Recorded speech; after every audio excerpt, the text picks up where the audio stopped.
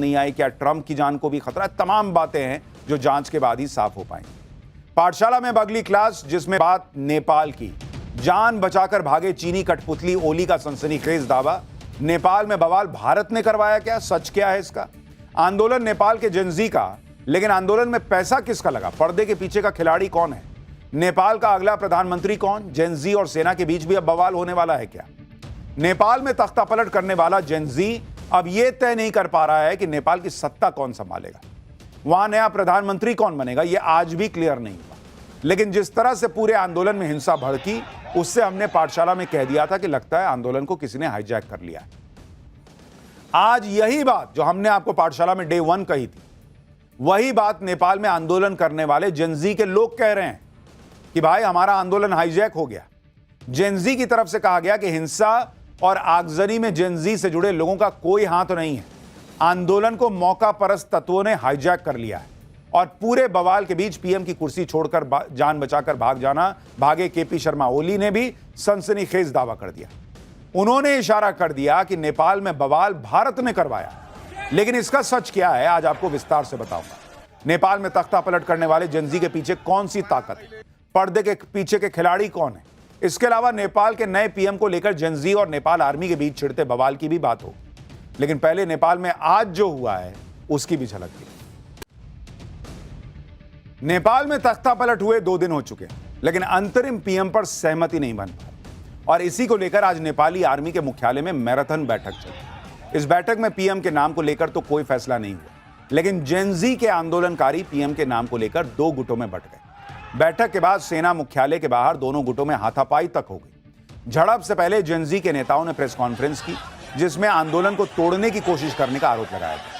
Gen Z के नेताओं ने नेपाल की राजनीतिक पार्टियों पर आंदोलन में अपने एजेंट घुसाने का आरोप लगाया और आंदोलन पर उठ रहे सवालों की वजह से जेनजी के नेता रोते हुए भी नजर आए। लेकिन कैसे ये जेनजी के लोग आपस में भिड़ गए, उसकी तस्वीर आप देखिए। जेनजी आंदोलन में यह बिखराव तब दिखना शुरू हुआ जब नेपाल के पूर्व पीएम केपी शर्मा ओली के नाम से एक चिट्ठी सोशल मीडिया पर वायरल हुई और नेपाल में हुई क्रांति का ठीकरा भारत पर फोड़ने का प्रयास हुआ।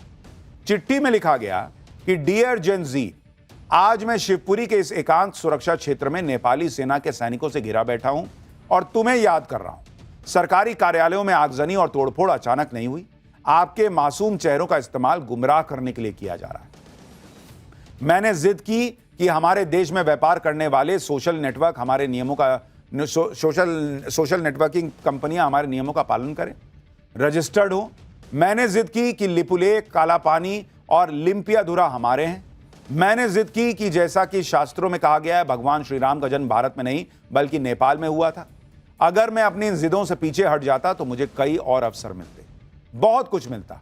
अगर मैंने लिम्पियाधुरा समेत नेपाल का नक्शा संयुक्त राष्ट्र को नहीं भेजा होता या दूसरों को अपनी मनमानी चलाने दी होती तो मेरी जिंदगी किसी और ही दिशा में जा रही होती। यानी इन्होंने इशारों इशारों में कह दिया कि मैं भारत के हिसाब से नहीं चला इसलिए ऐसा हो गया, मैंने प्रभु श्री राम की जन्मस्थली नेपाल में बता दी इसलिए ऐसा हो गया। अरे जाओ, यहां भारत अमेरिका से भिड़ा बैठा है, उसको यही काम बचा है कि वो नेपाल में जिससे भारत के इतने अच्छे संबंध हैं, रोटी बेटी का रिश्ता है, वहां आग लगा देगा भारत।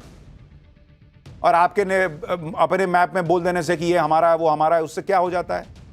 आपके बोल देने से वो भारत का हिस्सा आपका हो जाएगा क्या? हालांकि अब यह भी कहा जा रहा है कि नेपाल की सत्ता से बेदखल किए जा चुके केपी शर्मा ओली देश छोड़कर जा चुके हैं। उनकी सरकार पर जबरदस्त भ्रष्टाचार के आरोप लगे। ऐसे में सवाल उठ रहे हैं कि क्या केपी शर्मा ओली अपने खिलाफ भड़के गुस्से की लहर को भारत की तरफ मोड़ना चाहते हैं? क्योंकि इस वक्त जेनजी के लोग नेपाल का अंतरिम पीएम कौन होगा, इस सवाल का जवाब तलाशने में जुटे। हालांकि कल तक यह तय माना जा रहा था कि नेपाल के सुप्रीम कोर्ट की चीफ जस्टिस रह चुकी सुशीला कार्की नेपाल की अगली पीएम हो सकती है। लेकिन अब जेनजी आंदोलनकारियों का एक गुट उनके खिलाफ हो गया है। आज जब नेपाली आर्मी के मुख्यालय में सुशीला कार्की को अंतरिम पीएम बनाए जाने को लेकर मंथन चल रहा था, उसी वक्त आर्मी मुख्यालय के बाहर जेनजी के गुट ने प्रदर्शन शुरू कर दिया। इस बीच यह दावा भी किया जाने लगा कि खुद सुशीला कार्की ने ही पीएम बनने से मना कर दिया, इनकार कर दिया। इससे पहले जेनजी की पसंद और काठमांडू के युवा मेयर बालेन शाह भी पीएम बनने से इनकार कर चुके हैं। इसके बाद नेपाल के अंतरिम पीएम की रेस में एक नया नाम जुड़ा और यह नाम है कुलमान घिसिंग का, जो नेपाल इलेक्ट्रिसिटी अथॉरिटी के प्रमुख रह चुके हैं। कुलमान घिसिंग नेपाल का लाइट मैन उन्हें कहा जाता है। कुलमान घिसिंग ने भारत में जमशेदपुर से इलेक्ट्रिकल इंजीनियरिंग की पढ़ाई की है। 1994 में कुलमान घिसिंग NEA यानी नेपाल इलेक्ट्रिसिटी अथॉरिटी से जुड़े। उन्होंने घाटे में डूबी NEA को मुनाफे में पहुंचाया, बिजली चोरी रोकने के लिए कई बड़े फैसले लिए। नेपाल में मचे बवाल की इनसाइड स्टोरी के बारे में भी बात जरूरी है, जिसके बारे में आगे बताऊंगा। लेकिन पहले बात खुद को रॉ का पूर्व एजेंट बताने वाले लक्की बिष्ट की, जिनकी बड़ी चर्चा हो रही है सोशल मीडिया पर। दरअसल लक्की बिष्ट 1 महीने पहले ही नेपाल में तख्तापलट की भविष्यवाणी कर चुके थे। अब जब नेपाल के पूर्व पीएम केपी शर्मा ओली अपनी सत्ता छीनने की खींच भारत पर उतार रहे हैं, ऐसे में नेपाल में भड़के जेनजी के आंदोलन की इनसाइड स्टोरी को भी समझना जरूरी है, जिसे देखते हुए 1 महीने पहले ही ओली सरकार के तख्तापलट की भविष्यवाणियां शुरू हो गई थी। दावा किया जा रहा है कि नेपाल में भड़के प्रदर्शनों के पीछे हामी नेपाल नाम के एक एनजीओ की बड़ी भूमिका मानी जा रही है। इस एनजीओ ने इंस्टाग्राम और डिस्कॉर्ड जैसे प्लेटफॉर्म्स का इस्तेमाल कर आंदोलन के लिए छात्रों को एकजुट किया। एनजीओ ने अपने सोशल मीडिया हैंडल्स पर हाउ टू प्रोटेस्ट नाम से वीडियो भी अपलोड किए, जिसमें प्रदर्शन के लिए छात्रों को कॉलेज बैग, किताबें लाने और स्कूल यूनिफॉर्म पहनने की सलाह दी गई। प्रदर्शनकारियों के हाथों में एनजीओ की तरफ से जारी यूथ अगेंस्ट करप्शन का बैनर भी नजर आया। काठमांडू प्रशासन के सूत्रों ने पहले भी बताया कि हामी नेपाल एनजीओ ने काठमांडू में विरोध प्रदर्शन आयोजित करने की परमिशन ली थी। विरोध प्रदर्शन का कोऑर्डिनेशन करने वाले सोशल मीडिया ग्रुप्स की पड़ताल से पता चला कि आंदोलन केपी शर्मा ओली सरकार के भ्रष्टाचार के खिलाफ बुलाया गया। इन सोशल मीडिया ग्रुप्स पर बेरोजगारी, असमानता के खिलाफ पोस्ट अपलोड की गई। नेपाल के युवा इंटरनेट यूजर्स का आरोप था कि राजनेताओं और मशहूर हस्तियों के बच्चों को लग्जरी सुविधाएं मिल रही हैं, जबकि आम लोगों को बुनियादी सुविधाओं के लिए भी संघर्ष करना पड़ रहा है। पड़ताल में यह भी पता चला कि आयोजकों को विरोध प्रदर्शन के दौरान हिंसा की आशंका पहले से थी। 20 से ज्यादा आंदोलनकारियों की मौत के बाद गुस्सा ज्यादा भड़क गया। मौत के लिए सुरक्षा बलों को जिम्मेदार बताया गया और सोशल मीडिया हैंडल्स पर प्रधानमंत्री समेत दूसरे मंत्रियों के घरों में बोतल बम फेंकने की चर्चा होने लगी। एक यूजर ने तो आंदोलनकारियों की मौत का बदला लेने के लिए मशीन गन तक की डिमांड कर दी। इसके बाद नेपाल के मंत्री प्रदर्शनकारियों के निशाने पर आ गए। किस तरह नेपाल के संचार मंत्री प्रदर्शनकारियों के सामने जान बचाने के लिए हाथ जोड़कर खड़े हैं और उसके बाद भी उनके घर को आग लगा दी गई, उसकी तस्वीरें आप देखिए। अब आपको यह भी बताता हूं कि जेनजी के जिस आंदोलन की वजह से नेपाल में 48 घंटों के अंदर तख्तापलट हो गया, पीएम और मंत्री जान बचाकर भाग खड़े हुए, पूरी तरह से उथल पुथल मच गई। सोशल मीडिया पर उस आंदोलन को खड़ा करने वाले एनजीओ हामी नेपाल पर आंदोलन के लिए विदेशी फंडिंग लेने के आरोप लग रहे हैं। हामी नेपाल को नेपाल की ही बारबरा फाउंडेशन से कई बार फंडिंग मिली। हामी नेपाल एनजीओ को नेपाल में ऑफिस स्पेस भी बारबरा फाउंडेशन ने दिया। इसके अलावा कई दूसरी विदेशी संस्थाओं से भी करीब 20 करोड़ रुपए की फंडिंग जुटाई गई। हामी नेपाल के तार ऐसे लोगों से जुड़े हैं जिन पर खुद भ्रष्टाचार के गंभीर आरोप हैं। एनजीओ हामी नेपाल के मेंटोर माने जाने वाले दीपक भट्ट पर आर्म्स डील में फायदा उठाने के आरोप है। इसी तरह हामी नेपाल के फाइनेंशियल सपोर्टर साहिल अग्रवाल को कोविड के वक्त थर्मामीटर की ब्लैक मार्केटिंग के आरोप में गिरफ्तार किया जा चुका है। किसी देश को अस्थिर करने के लिए एनजीओ को होने वाली विदेशी फंडिंग कितनी खतरनाक हो सकती है, इसे भारत के नजरिए से भी समझना जरूरी है, क्योंकि भारत में नेपाल, बांग्लादेश या श्रीलंका जैसे हालात बनने से रोकने के लिए जब जब पीएम मोदी ने एक्शन लिया, तब तब एक इकोसिस्टम इस पर सवाल उठाने से नहीं चूकता। जैसे साल 2019 में मोदी सरकार ने बताया था कि 2014 से 2019 के बीच संदिग्ध विदेशी फंडिंग को लेकर 14,500 एनजीओ को बैन किया गया था। इन एनजीओ पर फंडिंग लेने में नियमों की अनदेखी का आरोप था।